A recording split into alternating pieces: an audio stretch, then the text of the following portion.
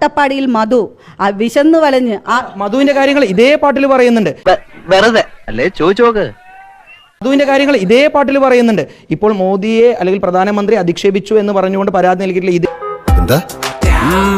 ഇപ്പോൾ മോദിയെ അല്ലെങ്കിൽ പ്രധാനമന്ത്രി അധിക്ഷേപിച്ചു എന്ന് പറഞ്ഞുകൊണ്ട് പരാതി നൽകിയിട്ടില്ല. ഇതേ പാട്ടിൽ തന്നെ വേടൻ പറയുന്നുണ്ട്, കാട് കട്ടവന്റെ നാട്ടിൽ ചോറ് കട്ടവൻ മരിക്കും എന്ന് പറഞ്ഞാൽ മധുവിന്റെ കാര്യം കൃത്യമായി തന്നെ വേടൻ പറഞ്ഞു. മധുവിന്റെ പേരെടുത്ത് പറഞ്ഞു പറയണം. ഇവിടെ മുതലാളി ഒരു തീർപ്പ് കൽപ്പിക്കും, അതൊക്കെ നിങ്ങൾ അനുസരിച്ചാൽ മതി. കൽപ്പിക്കും മുതലാളി.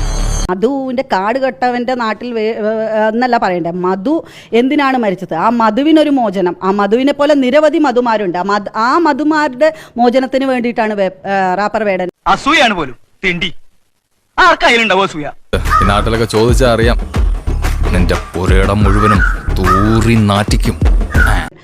മധുവിന്റെ കാര്യം കൃത്യമായി തന്നെ ഇത്തരം പാട്ടുകളിലൂടെ വേടൻ പറഞ്ഞു പോകുന്നുണ്ടല്ലോ. പക്ഷെ അതൊന്നും പുറത്തു വന്നില്ലല്ലോ.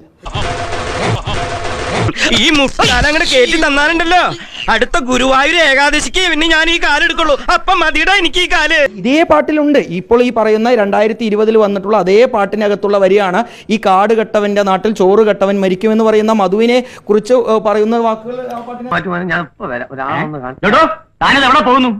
കുറച്ചുകൂടെ സ്ട്രെസ് ചെയ്തിട്ട് വേടൻ പാടേണ്ടിയിരുന്നു മധുവിനെ കുറിച്ച്. ഇങ്ങനെ സൈലന്റ് ആയിട്ടല്ല പാടേണ്ടിയിരുന്നത്.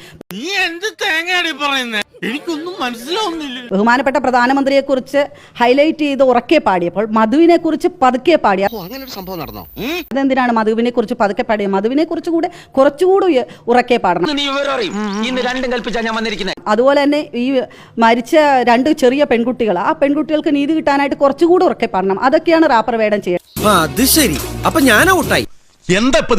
അല്ലാണ്ട് ഒരു സമാജത്തിന്റെ കെട്ടുറപ്പിനെ ബാധിക്കുന്ന രീതിയിലുള്ള സന്ദേശങ്ങളും വരികളും എല്ലാം ആവിഷ്കരിച്ചുകൊണ്ട് ഒരു സമാജത്തെ തമ്മിൽ അടുപ്പിക്കുകയല്ല ചെയ്യേണ്ടത്.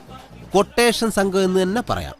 ഞാൻ അവരുടെ നേതാവാ. അയ്യോ, അത് ഞാൻ അറിഞ്ഞില്ല. ഈ നിമിഷം മുതൽ സാറ് ചരിത്ര പുരുഷനാകാൻ പോവല്ലേ?